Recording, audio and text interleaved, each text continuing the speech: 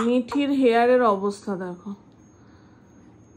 পুরো ফাঁকা হয়ে যাচ্ছে, সব চুল পড়ে যাচ্ছে, মিঠির চুল আর মাথায় থাকছে না, সব পেটে চলে যাচ্ছে। অনেকে বলে যে পেটে যদি বাচ্চাদের চুল চলে যায় সেটা ক্ষতি করে। এখনো পর্যন্ত আমি কিছু ফিল করিনি, ওর কোনো প্রবলেম খুব একটা হয়নি, কারণ আমরা কতক্ষণই বা দেখে বসে থাকতে পারবো। আমরা যতক্ষণ দেখতে পাচ্ছি ততক্ষণ হাত থেকে পরিষ্কার করে দেওয়ার চেষ্টা করছি, কিন্তু ওর স্বভাব হচ্ছে বারবার মাথায় হাত দেওয়া, চুলের মুঠি টানা, এইগুলো নাক কচলানো, মুখে হাত দেওয়া, তো সেই জন্য সব চুল ওর পেটেই যাচ্ছে আর পটির সাথে বেরিয়েও যাচ্ছে।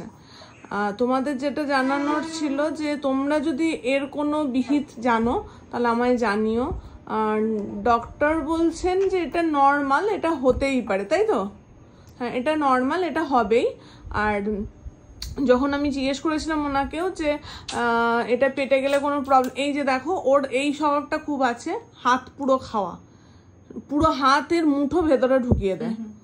হ্যাঁ, তো সেহেতু হাঁ করে সব চুল মূল হয়তো পেটে চলে যাচ্ছে। তো ডক্টর বলেছিলেন এটা কোনো প্রবলেম হবে না, তো এখনো পর্যন্ত কোনো প্রবলেম হয়নি। আজকের উনি খিটেশ্বর রানী হয়েছেন, কারণ ওনার কিছু ভাল লাগছে না, ওনাকে নিয়ে ঘুরতে হবে, বসিয়ে রাখতে হবে, উনি আর শুয়ে থাকতে চাইছেন না।